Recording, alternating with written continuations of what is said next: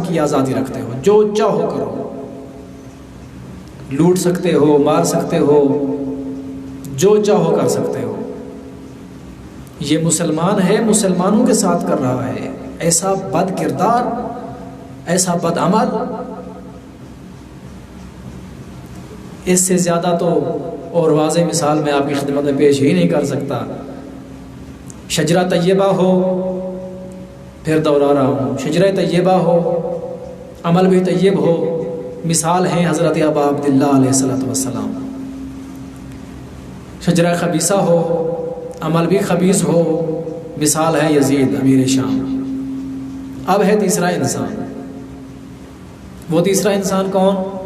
جس کا عمل تو گندا ہے، خبیث ہے، نافرمانی کر رہا ہے اس کے عمل، خدا کی بھی اس کے رسول کی بھی، لیکن اس کا شجرہ طیبہ ہے۔ یہ کون ہے؟ پروردگار عالم قرآن مجید میں ارشاد فرما رہے ہیں، قال یا نوح انہ لیس من اہلک انہ عمل غیر صالح، کہ اے نوح اب وہ تم سے نہیں ہے۔ یہ نہیں فرمایا تیرا نافرمان ہے، یہ نہیں فرمایا کہ تیری بات نہیں مان رہا، یہ نہیں فرمایا اسے ترک کر دو، فرمایا لیسا من اہلک، وہ تم سے ہی نہیں ہے۔ شجرہ طیبہ ہے، نبی زادہ ہے، نبی کا بیٹا ہے، شجرہ بہت خوبصورت، قابل تعریف، بحث مورد بحث ہے، لیکن عمل نافرمانی ہے، خدا کے راستے سے ہٹ گیا ہے۔ یہ انسانوں کی قسمیں بتائی ہیں میں نے آپ خدمت میں۔ نتیجہ دینا چاہتا ہوں، نتیجہ یہ ہے کہ انسان سب سے اچھا وہ کہ جس کا عمل بھی نیک ہو، جس کا شجرہ بھی نیک ہو۔ حضرت ابا عبداللہ علیہ السلام میں یہ دونوں صفات پائی جاتی ہیں۔ کامل الانسان ہیں حضرت ابا عبداللہ، وہ انسان کامل کہ جس کو پروردگار متعال قرآن کریم میں ارشاد فرماتے ہوئے کہہ رہے ہیں کہ یا ایتھا النفس المطمئنہ، یہ ہے نفس مطمئنہ، انسان کامل ہی نفس مطمئنہ ہے۔ آخری 2-4 گزارشات آپ کی زحمت تمام۔ حضرت ابا عبداللہ علیہ السلام کے یہ ایام شہادت تھے، ایام محرم تھا۔ لوگ حضرت ابا عبداللہ علیہ السلام کی نہ جانے کہاں سے مخالفت اپنے دماغ میں رکھتے ہیں۔ واقعہ کربلا کو من گھڑت کہنا، واقعہ کربلا کے بارے میں کئی توجیحات پیش کرنا، اپنے دل کی باتیں۔ اللہ کے بندے، تاریخ گواہ ہے، مسلم تاریخ گواہ ہے کہ حضرت ابا عبداللہ کی شہادت کب ہوئی، کیسے ہوئی، کہاں پر ہوئی، اس کے بعد تو کوئی بحث ہی نہیں ہے۔ لوگ اس کو اپنے عنوان سے لے لیتے ہیں۔ حقیقت یہ ہے کہ حضرت ابا عبداللہ علیہ السلام کیونکہ محسن انسانیت ہیں، حسین کی قدر کو صرف وہی پہچانے گا جو انسان ہوگا۔ حسین ہے محسن انسانیت،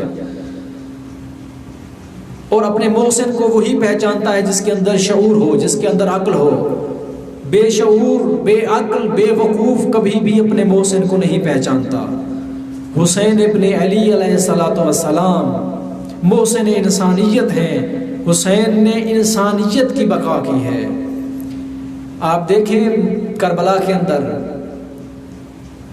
اسی ایک چند ایام کے اندر امام حسین علیہ السلام نے کتنی چیزوں کا پرچار کیا ہے۔ توحید کا پرچار کیا حسین ابن علی نے، رسالت بچائی ہے حسین ابن علی نے، امامت بچائی ہے حسین ابن علی نے، اور اپنی حسینیت کا تا قیامت ایک نام، ایک خوبصورت جذبہ، ایک خوبصورت سوچ، ایک خوبصورت عمل اور کردار پیش کیا حسین ابن علی نے۔ بعد از کربلا صرف 2 مسلک ہیں، تیسرا مسلک ہی کوئی نہیں۔ ایک کا نام یزیدیت ہے، ایک کا نام حسینیت ہے۔ انسان یا تو یزیدی ہے یا حسینی ہے، تیسرا نہ مسلک ہے نہ تھا۔ امام حسین علیہ السلام نے جو قربانی دی ہے ہمارے لیے، ہمیں تو امام حسین علیہ السلام کا شکریہ ادا کرنا چاہیے۔ انسان جو غیرت مند ہوتا ہے اپنے محسن کو نہیں بھولتا۔ اپنے محسن کو بھول جانا یہ انسان کے اندر کی کمی کی نشانی ہے کہ انسان اپنے اندر کسی اعتبار سے کمی رکھتا ہے، انسان ہلکا ہے۔ حضرت ابا عبداللہ علیہ السلام نے ہمیں آشنا کرایا ہے اسلام سے۔ اگر ابا عبداللہ علیہ السلام میدان کربلا میں ہمیں آشنائے توحید نہ کراتے تو آج شاید ہم میں سے کوئی ایک ایسا ہوتا جو نماز سے آشنا ہوتا۔ ہمیں تو دین مل گیا، ہمیں تو اسلام مل گیا، لیکن کبھی سوچا ہے کہ اس اسلام پہ، اس دین پہ کس کا خرچ ہوا ہے، کتنا خرچ ہوا ہے؟ عزاداران سید الشہداء، اس دین پہ جس کا خرچ ہوا ہے اس کا نام ہے حسین ابن علی، اور جو اپنے بھائی کے ساتھ ہر مرحلے میں ساتھ دیتی رہی ہے بی بی، اس کا نام ہے ام المصائب۔ عزیزان گرامی، بھائی کو جب چوٹ لگتی ہے تو بہن سے برداشت نہیں ہوتا۔ بھائی کی بیماری کا جب بہن سن لے اپنے گھر میں کہ میرا بھائی مریض ہے، دوڑے چلی آتی ہے اپنے بھائی کی طرف، کیونکہ اللہ تعالیٰ نے بہن اور بھائی کے درمیان عجیب محبت رکھی ہے، عجیب پیار رکھا ہے۔ ذرا تصور کریں میدان کربلا میں کیا منظر ہوگا وہ کہ جناب زینب کبریٰ دیکھ رہی ہیں، عمر سعد ملعون کہہ رہا ہے کوئی جو حسین کے لاشیں اطہر کے ہوئے حرمتی کرے۔ میں زیادہ تفصیل میں نہیں جانا چاہتا، مختصر عرض کروں تو یوں کہوں کہ لاشیں اٹھا لیے گئے، جناب حر کا لاشا اٹھا لیا، اصحاب کے لاشیں اٹھا لیے، تنہا رہ گیا زہرا کا لال۔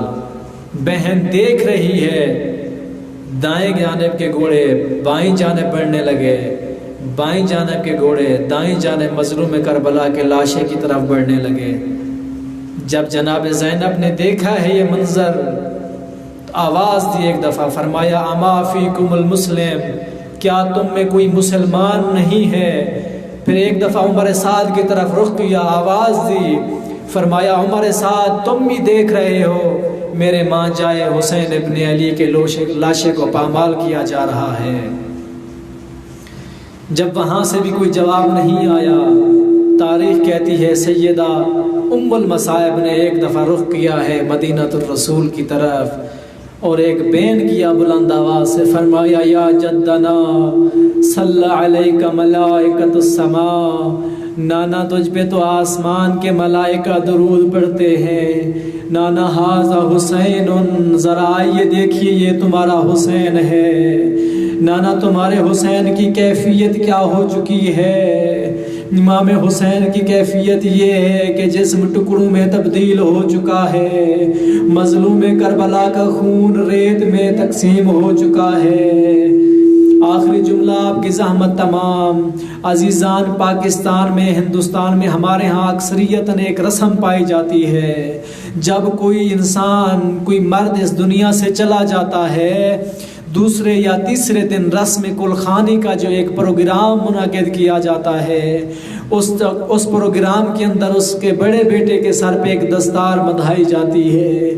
میں کیا عرض کروں کہ میدان کربلا میں مظلوم کربلا کو مظلوم کربلا کے بعد، حضرت ابا عبداللہ کے بعد جناب زین العابدین کو کیسا پرسا دیا گیا، مظلوم کربلا کے بعد زین العابدین کو کیسی دستار بندھائی گئی، مظلوم کربلا کے بعد کیسے بیویوں کے ساتھ پیش آیا گیا۔